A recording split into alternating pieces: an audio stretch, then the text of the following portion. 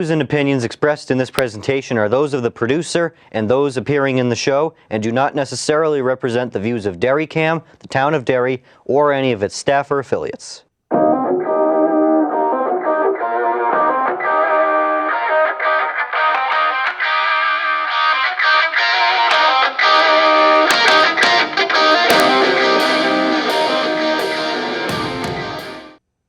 Hi, I'm Anthony Henry. Welcome back to America's Ass. We're on episode, I think, 72. I kind of lost track. Today's probably the last good day we'll have of somewhat summer weather for the rest of the year. I think it was in high 60s, early 70s today. That's pretty good for almost mid-October. But anyway, I'm here with Representative Jared Sullivan. He is our first ever guest from the North Country, which is pretty cool. And yeah, please tell the audience about yourself. Yeah, thanks for having me. Yeah, my name is Jared Sullivan, like you said. I live in Bethlehem, New Hampshire. I'll throw a little plug in because Bethlehem, New Hampshire is the highest elevation town in the whole state. We also have one of the best ice cream shops in the whole country, so you should come up, Super Secret Ice Cream. You might get me scooping it because I scoop ice cream there.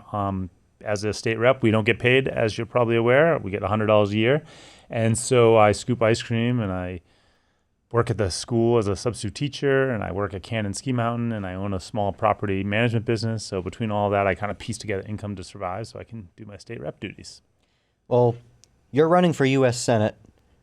You're not super well known outside of the North Country and outside of people that are kind of in the know in the state. So I think this might be your first interview regarding your campaign. I might be wrong. Yeah, at first, certainly a TV interview. I was interviewed by a newspaper.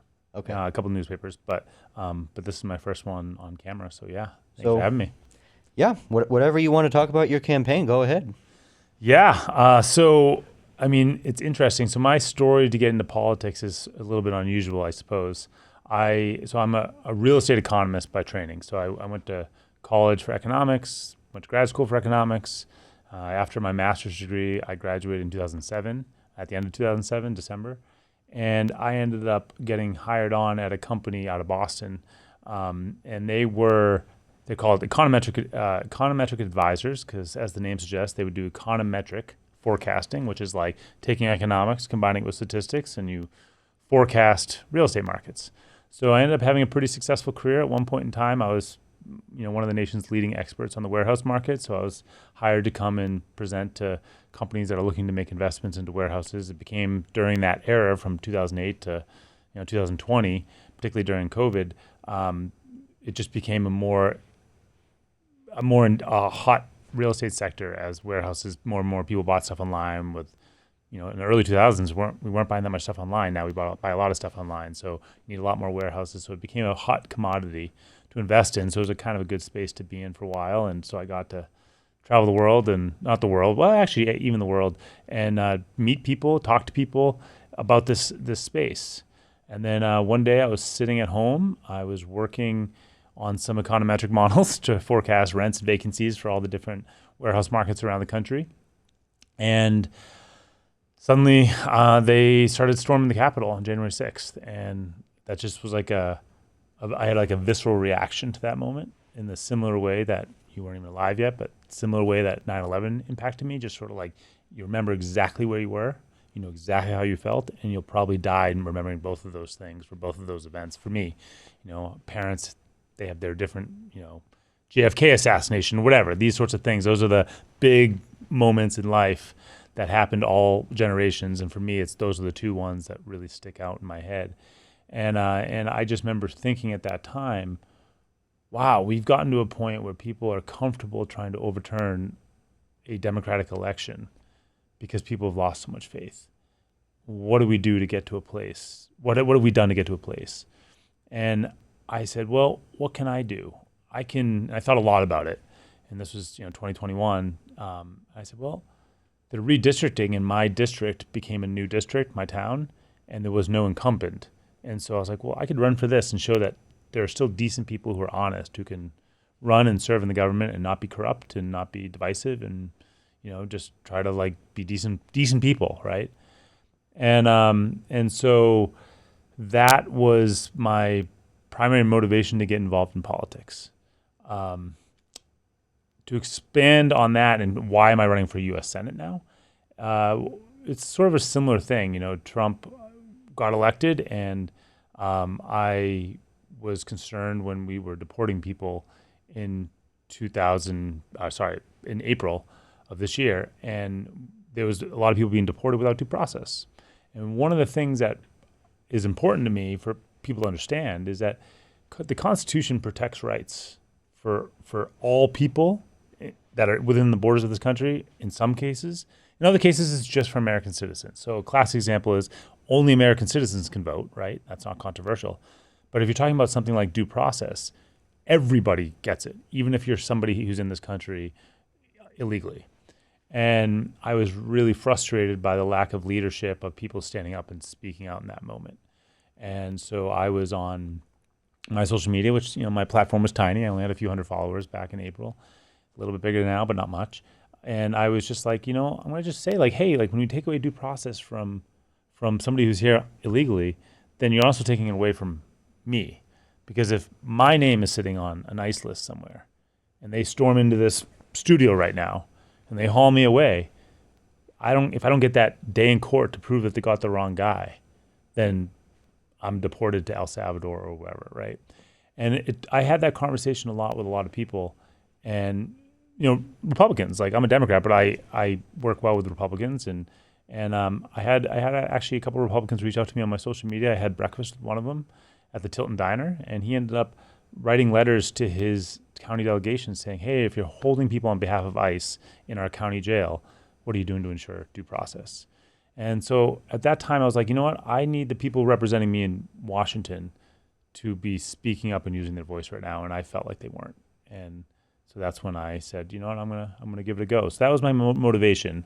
I think we got to this moment where people hate politics because of a rotten incentive structure, and so I really hope to be part of that change, to change it.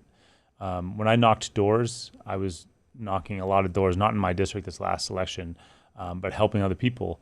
And I was hitting a lot of doors, and it's amazing how, like, if you're somebody who's really into politics, you think of Republicans, you think of Democrats, right? And everybody knows that, but most people aren't thinking that way. Oftentimes they're just thinking like, politicians are these liars, they're corrupt. What I hear over and over again is all you guys do is lie. And what you guys do is you always try to, attack your opponent versus telling me what you're going to do, right? And they're not wrong, because that's our incentive structure. Instead, if you and I were running against each other, and it was just head-to-head, our goals would be to get the public to hate the other one more than they hate us. Not to actually earn your respect or earn the voters' admiration, but just to get people to hate you more than they hate me, And that's a race to the bottom, because then you have an incentive to lie about the other person, make up stories about the other thing. In this day and age, create AI-generated fake videos or memes about people doing things that they never did, right? And I think that just turns off a lot of people. And I think the idea of, Trump's message of drain the swamp is very appealing, because, hey, if it's broken, let's tear it down and rebuild it. And I don't think that's the best solution. I think the best solution is to actually reform it. And so let's actually try to get money out of politics so that you don't need a billionaire's support to run, but you can get lots of thousands or millions of people to give you 20, 30, 50 bucks.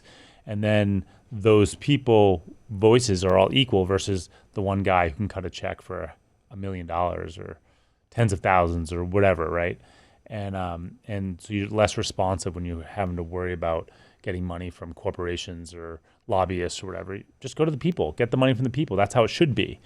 And then and the other thing is too is, and this is a hot button issue, is things like gerrymandering. That creates a really divisive setup when you know that if you have a solid Democratic district or a solid Republican district, you have no incentive to ever work with the other side, because you don't have to worry about what the other side thinks. You have to worry about what whatever party you're in cares about. And so there's never going to be incentive to be nice or moderate or compromise ever.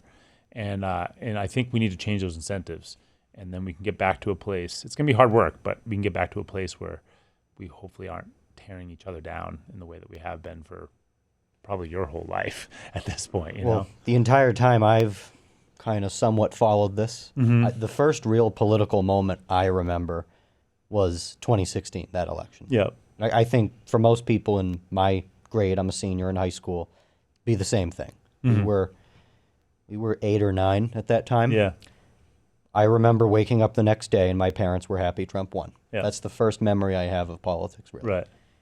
And I remember everything after that. I remember, well, bits and pieces. I actually, believe it or not, only vaguely remember January 6th. And that did stick out to me, what you said about January 6th, because I've never heard January 6th described that way. I've only ever heard, these are evil terrorists storming the Capitol, and I've heard these are patriots fighting for their country. I've never heard anyone say these are people that are upset with the system. I've never heard it described that way. Yeah. I mean, I think how else do you get there? You get there because people have lost so much faith that, this seems like the natural thing we have to do. Yeah, I think that's true on all 3 levels of government, state, local, and federal. Yeah, I mean, I don't know about you because I'm not a part of your community here in Derry, but up in Bethlehem, the local government runs really well. I think people are really happy with it. And for me, just from my limited experience with my small town that I live in, it feels like that's actually where the magic is happening. I completely agree. We're getting stuff done, but at the state, it gets a little bit more divisive, and then the federal, it's just like, God, like, come on, it's just, it's insane. But again, I'm an economist, and if, when you go to college, I'm sure I'll take some econ classes, and economics is all about incentives. When you study incentives, you can really figure out a lot of why we are seeing outcomes that we're seeing. So if you don't like the fact that politicians are nasty and politicians are lying and politicians are corrupt, then ask yourself why. What's the incentive is to be that way? And that's why I'm like, we need to stop thinking everybody's a change candidate, right? Like George Bush, that was my first election, was Bush v. Gore. I just turned 18 that year. He was going to be that compassionate conservative, work for all people. Everything was passed on partisan lines. And when you got to Obama, he was a change candidate. He inspired hope and change and all that sort of stuff. And, he got some things done, like, the Affordable Care Act was a big thing, also along partisan lines, right? Trump, big change candidate. Nothing done on bipartisan lines. And then Biden was sort of back to normal, sort of a reset, I think, and now we're back to Trump. I mean, very little stuff is done in any sort of compromise anymore. And it seems to be about one side beating the other. And I think that turns off the average person. Like, it might be fun for the person who is the local representative in your state house or your town, or your towns are generally less partisan, but certainly at the federal level, to beat the other side. But that's not really what we should be celebrating. We should be celebrating like, oh, there's a problem. The problem is lack of affordable housing. All right, here's my idea and here's your idea. There's some merits to both. Can we get some of those ideas in both and move this ball forward and then see how that works? And if it does work, great. Let's lean into it. Let's tweak it next legislative session, whatever. But that's not even what happens. It's literally like, we're going to do it our way, and then when the next party's in charge, we're going to do it their way. And it's just like, that's not, like, people want their problem solved. They want affordable housing. They want healthcare that, doesn't bankrupt them. They want, affordable food and energy, and they want to be able to have decent schools. These are the things that most people just genuinely care about, right? And why is there such hostility to figuring out a compromise on these issues? Particularly housing, that shouldn't be hard to solve. It's I'm a real estate economist. I can tell you what the problem is. We don't have enough supply. Let's just figure out how to build more. We did some of that in the state this year with changing of zoning laws. But why not, if we were able to get a vaccine created in a year during a pandemic by putting tens of billions of dollars into researching how to build a new vaccine, why can't we put tens of billions of dollars into figuring out new ways to build housing and to make it more affordably? And then you and I have talked before we came on camera about more trades. We've incentivized people going to college for so long that we're now short trades and trade programs. In my high school, my parents went to my high school, and my mom used to talk about how they had all the full plumbing and electrical and all those sort of trade programs in the high school. By the time I got there was a wood shop. That was it, And so we need to get back to a place where we can have, discussions about ways to solve these things. And that shouldn't, what I just said to you shouldn't be controversial. It doesn't sound partisan at all, right? And it's just we need to figure out how to solve housing, because if housing, healthcare, and food, those are the three things that people need to survive, right? Beyond that, like everything else is kind of a luxury, but those three things are what everybody needs to survive. And the fact that we aren't like singularly focused on that shows that we have an incentive structure that isn't responding to what the needs of the people are. I heard, I forget who exactly said it at some point, but I heard a theory, and I think you might agree with me on this, that all of the, I guess, last 50 years or so worth of presidents are direct responses to the previous president. Reagan was a response to Carter. Bush was in some way a response to Reagan. Clinton was a response to Bush, and so on. I have never thought about it. I would And say it makes especially more sense when you think about it with the last few. yeah, no, certainly it does. I think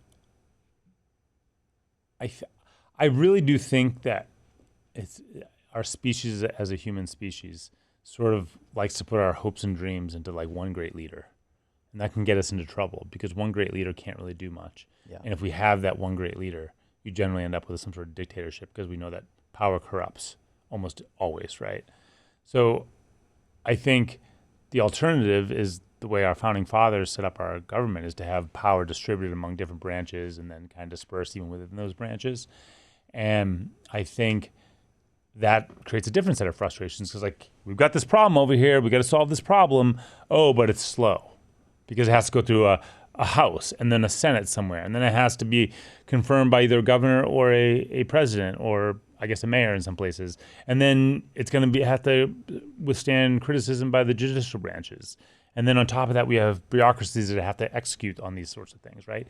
So like the nature of our system to prevent like a system like China where it's top down and President Xi can just do whatever he wants, or Putin or whatever. We have a system that's like, yeah, your hands are tied, but there is no perfect system. And so I think when people are living in a system, they get frustrated with something not being as responsive as it should be. But if they would also be frustrated if we were living in an absolute dictatorship too, and we all had our freedoms struck away, So I think, to your point, I think a lot of people look at like their new president and say, this president's gonna everybody's optimistic after an election, like whoever comes in, most people voted for that person, right? And so most people at some level are optimistic, and then they're naturally going to be feeling a little disenfranchised because, all the things I thought they were going to do, they can't do. Well, of course they can't, because their power is being checked by other places. But like, do you want a president that has full and utter control of everything? Of course not, because I guarantee you your life and your suffering that you feel now and the frustrations you feel now would be much greater. But sometimes it's hard for us to keep those two realities. You can't just have the best of both worlds. You have to choose one or the other. And I personally choose the system we have versus where some guy at the top decides everything about everything, So you have been in the State House for, I think, this is your second term, if I remember. That's right. How have your first two terms been? What have you gotten done? What have you learned as a somewhat new legislator? Yeah, no. So I am so grateful. This is just one of these lucky things. I ended up on the right committee, probably because I'm an economist. They put me on the Commerce Committee, and that committee is quite bipartisan. We have our chairman is a guy named Representative John Hunt. He lives out of Ringe, and I do respect him. He acts in good faith. When I talk to him, he listens. He gives a lot of leeway for people to express their opinions. And I think that that's really quite refreshing, because I think what most people maybe who watch this are going to think is nobody can talk to anybody anymore. But I tell you, come sit in our Commerce Committee. We'll have some debates and stuff. Almost everything will leave our committee with close to a unanimous agreement. And our chair is the leader on that. And he's even said, listen, if everything's partisan lines on a bill, it needs more work because neither side has it all figured out. I think that that's actually a good way to approach the problems. Like there are valid points that Democrats have and Republicans have, and find some that you can both live with and move along. Like I said earlier, just solve whatever the problem is in front of us. And so he sort of takes that approach and he creates that sort of culture. And it doesn't mean we agree 100% of the time, but the vast majority of our bills come out with a unanimous recommendation to kill, or close to a unanimous recommendation to either kill or pass. And I think that's like a cool thing. So it's been nice to see that experience. It's sort of the type of politics I would like to envision for the country as a whole, is one where we can actually say, hey, we have a problem, let's work together and let's do it in good faith, not just trying to get power to win power, right? I find personally, like sitting on session day is like torture, but the committee work is really interesting. Like today, I came from committee today in Concord down to here now. And we had some interesting discussions about various bills, insurance mandates, liquor licensing, that sort of stuff.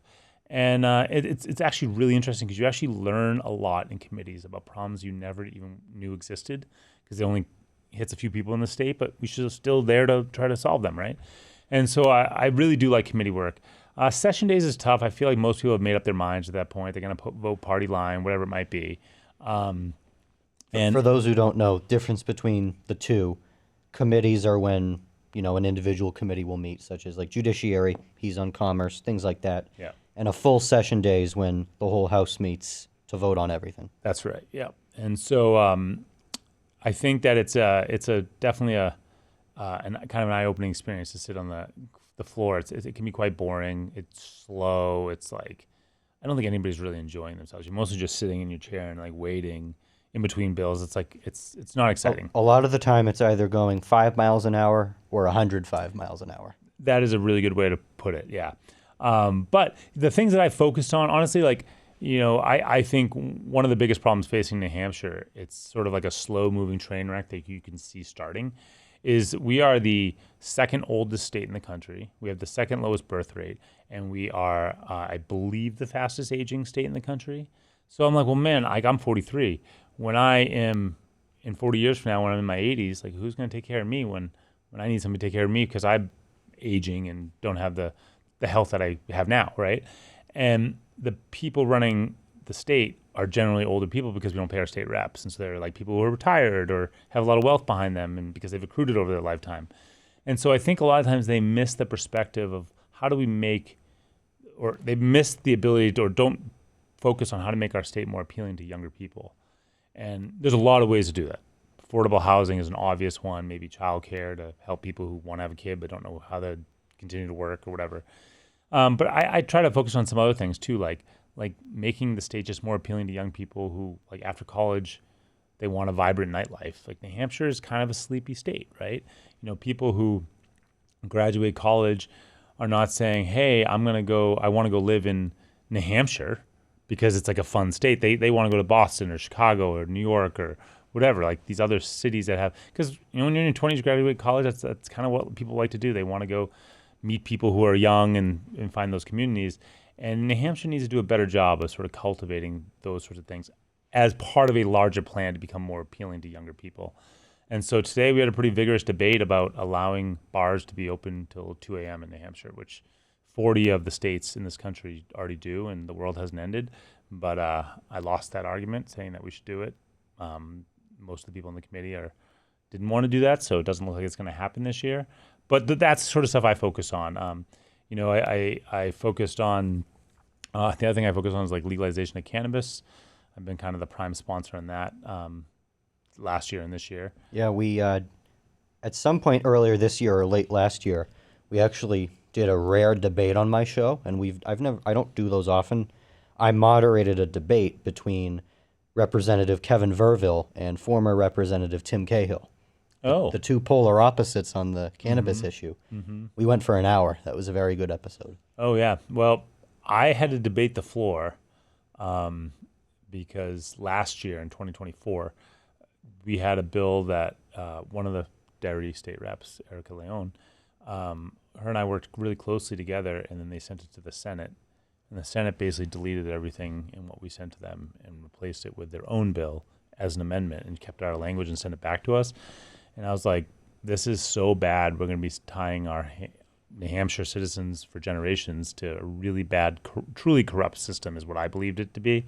There's going to be 15 licenses for the whole state. To give you context, Vermont, with half our population, has 70 licenses. So imagine who's going to get those 15 licenses. Like, those are going to be pretty valuable assets. And so I was like, this is a corrupt process. It would lead to a corrupt process of being an insider to get access to that. And that's exactly what people don't want in politics. Like, everybody should have a fair shot at it. If we legalize something, then everybody gets a fair shot at it. That's my take.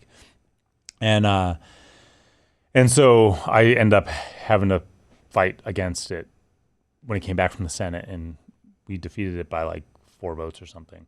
And so I tried again this year. Probably won't go through because the Senate's not particularly friendly to it right now, and I know the governor isn't. But it's like one of those things. Like I made so many compromises in the bill that we sent to the Senate, but I was never comfortable compromising with the idea. You have to have some line of values. You don't just compromise every value that you have away. And the one thing I wasn't willing to compromise on was the idea that we would have a limited fixed number of licenses to be decided by state, and that just opens the door to corruption. The big donor, or to the governor, or to an executive council, or somebody bribing something. That's how you end up creating incentives to be corrupt, act corruptly. And I think that that's just bad for society, which is why I took such a firm stand against it. Other people on the other side who didn't like it in the House but were willing to vote for it, their argument was they thought we could fix it, and I wasn't confident that we could. Maybe I was wrong. I don't know. There's no way to know. We can't prove a negative, but that's sort of where that came down. But so I put it in again last year. There's another one coming this year. It's better to do it the right way. Yeah, Than the right way over a long period of time than the wrong way now. That was my argument. And listen, the right way doesn't have to be every single thing I like, but the right way has to have a few core things in it, in my view, right? And that's what I was saying earlier. I don't have to have all the right ideas. And there's plenty of things that I think, hey, this would be ideal, but it's sort of like you buy a car. You want certain things that are really important to you. You want a certain size, number of seats. You want all-wheel drive, or you don't want all-wheel drive. And then beyond that, it's like, well, maybe I can compromise on not having a red car if I want a red car, or whatever, right?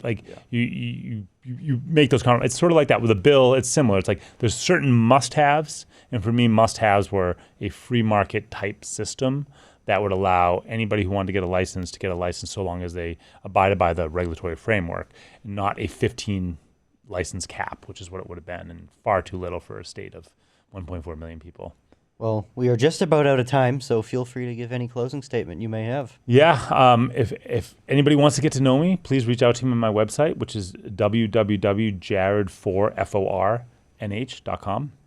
I'm sure you could Google me, Jared Sullivan, running for U.S. Senate. I'm sure it'd pop up.